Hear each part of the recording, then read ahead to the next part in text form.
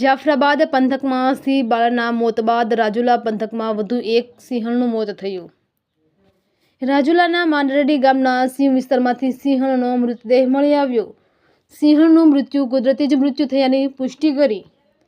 સિંહણનો મૃતદેહ Babarkot animal care centre ખાતે PM અર્થે ખસેડાયો।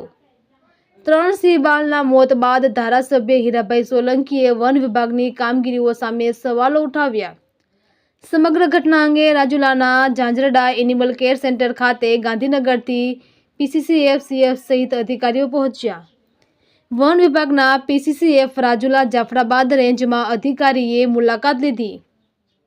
વન વિભાગના અધિકારીઓ સાથે કરી સમીક્ષા।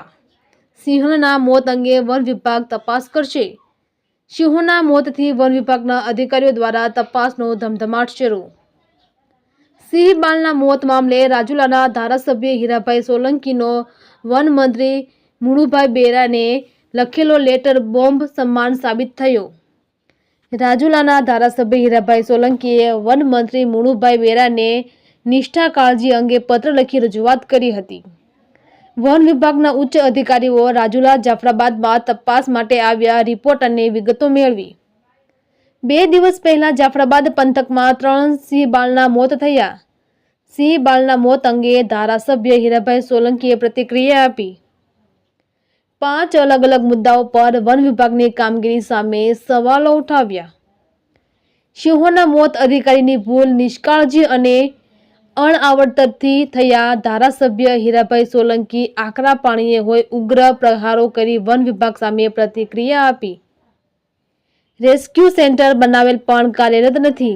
હીરાભાઈ સોલંકી 100 ગામો વચ્ચે એક જ વાહન છે। પીવાના પાણી માટે પોઈન્ટ છતાં કોઈ વ્યવસાય નથી।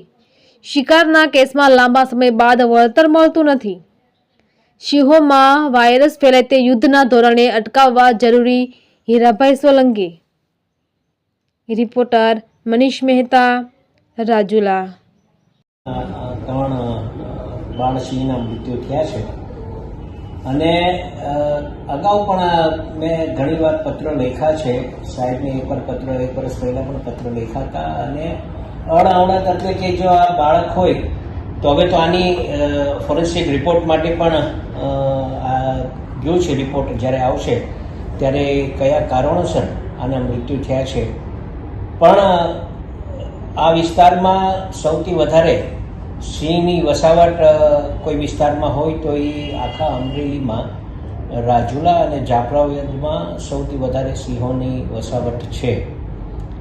જ્યારે આવા બાળ મૃત્યુ થાય ત્યારે સ્વાભાવિક રીતે ખૂબ દુઃખ થાય છે કે આપણા દેશનું ગૌરવ એવા સિંહોનું જ્યારે આ વિસ્તાર હોય અને આખા એ ભારત દેશમાંથી લોકો સિંહ દર્શન માટે પણ અહીંયા આવતા હોય ત્યારે આવા બાળ મૃત્યુ થયા હોય ત્યારે આપણે એની ખૂબ કાળજી લેવી પડે અને હવે તો આનો રિપોર્ટ આવે ત્યારે એ ખબર પડશે કે કયા કારણોસર આ થયું છે। પણ ઘણીવાર કેવું બનતું હોય છે કે અધિકારીની ભૂલ, નાની ભૂલ, કેમ કે અહીંયા અમારે પૂરતો સ્ટાફ નથી। 100 ગામમાં 1 ગાડી હોય। જે રીતે આપણે પાણીની વ્યવસ્થા ટાંકી બનાવી હોય ત્યાં પાણી ભરાણું છે, નથી ભરાણું, ક્યાંક મારણ કદાચ ન મળે તો ત્યાં મારણ નાખવું, આ બધી બાબતે અધિકારીની જવાબદારી બનતી હોય છે। તો ક્યાંક અમને આ ધ્યાન ઉપર આવતું હોય ત્યારે અમે મંત્રીશ્રીને પણ ધ્યાન ઉપર મૂકતા હોય છે અને મંત્રીશ્રી ત્યાંથી એ કામ કરતા હોય છે। એમાં સરકારશ્રી તો ત્યાંથી કામ કરે જ છે। પણ આવા અહીંયા આ વિસ્તારમાં જ્યારે આ રેન્જમાં જ્યારે આવા બનાવ બનતા હોય ત્યારે ખૂબ દુઃખ થાય છે ને આવી રીતે આ 3 સિંહો બાળ મૃત્યુ થયા છે।